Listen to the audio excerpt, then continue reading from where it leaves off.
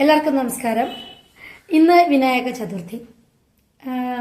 ഇന്നത്തെ ദിവസം വളരെ പ്രത്യേകതയുള്ള ഒരു ദിവസമാണ്. കാരണം നമ്മളെല്ലാവരും എന്ത് കാര്യം തുടങ്ങുന്നതിന് മുൻപും വിഘ്നേശ്വരനെ പ്രാർത്ഥിച്ചിട്ട് വിഘ്നങ്ങളെല്ലാം അകറ്റിത്തരാൻ പ്രാർത്ഥിച്ചിട്ടേ തുടങ്ങാറുള്ളൂ.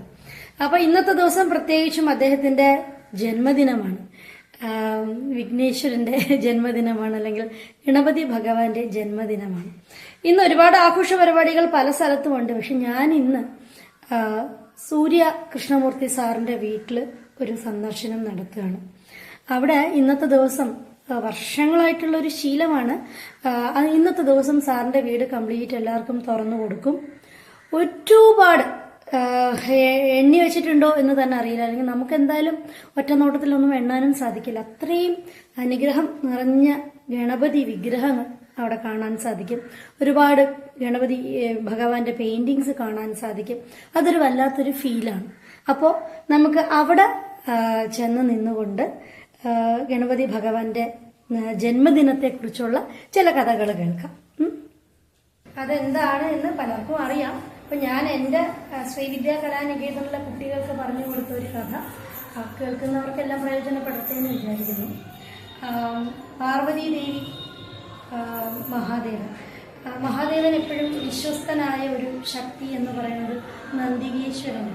അപ്പോൾ പാർവതി ദേവിക്ക് ഒരു ദിവസം തോന്നി, എനിക്കും അതുപോലെ അകമഴിഞ്ഞ് വിശ്വസിക്കാൻ പറ്റുന്ന ഒരു മൂർത്തി വേണം, അല്ലെങ്കിൽ ഒരു ശക്തി വേണം എൻ്റെ കൂടെ എന്ന് തോന്നിയപ്പോൾ ദേവി ഒരു ദിവസം കുളിക്കാനിരുന്ന സമയത്ത് ചന്ദനവും മഞ്ഞളും ചേർത്ത് ഒരു കുഞ്ഞിനെ സൃഷ്ടിക്കുകയും അതിന് ദേവിയുടെ ശ്വാസം നൽകി ജീവൻ നൽകുകയും ചെയ്തു. അതാണ് ഒരു പുത്രൻ. ആ പുത്രനോട് പറഞ്ഞു, ഞാൻ കുളിച്ചിട്ട് വരുന്നത് വരെ ആരെയും അകത്തേക്ക് വിടരുത്, നീ എൻ്റെ ഏറ്റവും വിശ്വസ്തനാണ്, അപ്പൊ നീ ഇത് കാത്തോളണം, ആരെയും അകത്ത് വിടരുത് എന്ന് പറഞ്ഞിട്ട് പോയി.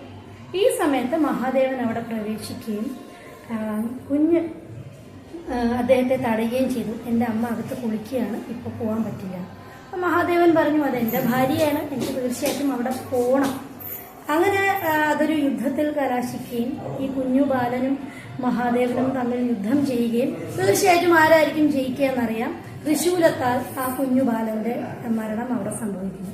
ഇത് കണ്ട് കരഞ്ഞു വിളിച്ച് ക്രോധത്തോടുകൂടെ വന്ന ദേവി പെട്ടെന്ന് മഹാകാളിയുടെ രൂപം ധരിച്ച് ലോകം മുഴുവൻ നശിപ്പിക്കാനുള്ള ഒരു തയ്യാറെടുപ്പിൽ ഇരിക്കുന്ന സമയത്ത് മഹാദേവൻ പെട്ടെന്ന് അത് മനസ്സിലാക്കുകയും അങ്ങനെ ഒരു കാര്യം ചെയ്യരുത്, ഞാൻ ഈ കുഞ്ഞിനിപ്പോൾ ജീവൻ നൽകും എന്ന് പറഞ്ഞിട്ട് അദ്ദേഹത്തിന്റെ ഏറ്റവും വിശ്വസ്തനായ നന്ദികേശ്വരനെ വിളിച്ച് വടക്കോട്ട് പോയിട്ട് അവിടെ നിന്ന് ആദ്യം കാണുന്ന ഒരു ജീവനുള്ള വസ്തുവിന്റെ, അല്ലെങ്കിൽ ജീവനുള്ള ജന്തുവിന്റെ തല കൊണ്ടുവരൂ എന്ന് പറഞ്ഞു വിട്ടു. അങ്ങനെ അദ്ദേഹം നന്ദികേശ്വരൻ പോയി കൊണ്ടുവന്നത് ഒരു ആനയുടെ തലയാണ്. ആ തല ഈ കുഞ്ഞിന് നൽകുകയും ജീവൻ നൽകുകയും ചെയ്തു. പക്ഷേ ഒരു കുഞ്ഞിന് ആനയുടെ മുഖം വരുമ്പോൾ ആ കുഞ്ഞിന് അതൊരു വിഷമമായി എന്നുള്ളത് കൊണ്ടും പാർവതി ദേവിയുടെ ഒരു സങ്കടം മാറ്റാൻ വേണ്ടിയിട്ടും മഹാദേവൻ മറ്റൊരു വരം കൂടെ കൊടുത്തു.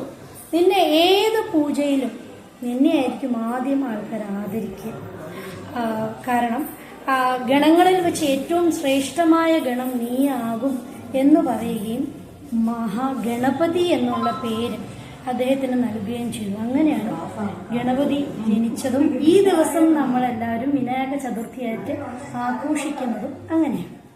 അപ്പോൾ ഇതിന് കൂടെ ഉപകഥകൾ പലതുണ്ട്. അപ്പോ ഞാൻ പറഞ്ഞല്ലോ, ചില ഉപകഥകളുണ്ട് ഇതിനകത്തുനിന്ന്. അപ്പോ നന്ദികേശ്വരൻ വടക്കോട്ട് പോയി ആദ്യം കണ്ട ജീവനുള്ള ജന്തുവിന്റെ ശിരസ് കൊണ്ടുവരാൻ പറഞ്ഞ് അപ്പോ അവിടെ കാണാൻ സാധിച്ച ഗജാസുരൻ, അദ്ദേഹം ആരാണ് എന്നുള്ളൊരു ചെറിയൊരു ഉപകഥ കൂടെ പറഞ്ഞ് ഞാൻ ഈ വീഡിയോ അവസാനിപ്പിക്കും.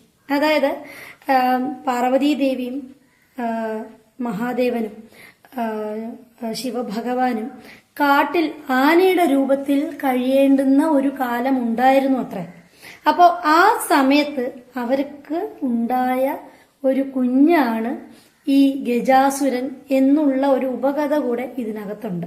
അപ്പൊ ഇതുപോലെ ഒരുപാട് കുഞ്ഞു കുഞ്ഞു ഉപകഥകളും പ്രധാനപ്പെട്ട മഹാസംഭവങ്ങളും അടങ്ങിയ പുരാണ കഥകൾ നമുക്ക് കേൾക്കാനുണ്ട്. പ്രത്യേകിച്ചും ഡാൻസ് പഠിക്കുന്ന കുട്ടികൾ, ഞാൻ ശ്രീവിദ്യാ കലാനികേതൻ കൾച്ചറൽ സൊസൈറ്റിയിലെ കുട്ടികൾക്ക് വേണ്ടി പറഞ്ഞ ഒരു ചെറിയ കഥയാണ്. ഇങ്ങനെയുള്ള കഥകൾ കുട്ടികൾക്ക് വേണ്ടി ഷെയർ ചെയ്യണം എന്ന് വിചാരിക്കുന്നുണ്ട്. അപ്പോൾ ഈ കഥകളെല്ലാം കുട്ടികൾ അറിഞ്ഞിരിക്കണം. പ്രത്യേകിച്ചും നൃത്തം അഭ്യസിക്കുന്നവർക്ക് കഥ ഉൾക്കൊണ്ടുകൊണ്ട് വെറുതെ അടവുകൾ കളിച്ചു പോകുന്നത് മാത്രമല്ല നൃത്തം എന്ന് പറയുന്നത്.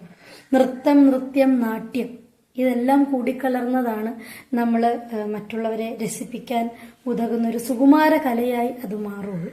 അപ്പോൾ ഇനിയുള്ള എപ്പിസോഡുകളിൽ ഒരുപാട് ഇതുപോലെയുള്ള കഥകളും ഉപകഥകളും നിങ്ങളിൽ എത്തിക്കാൻ ഞാൻ ശ്രമിക്കും. അഞ്ജിതയാണ്.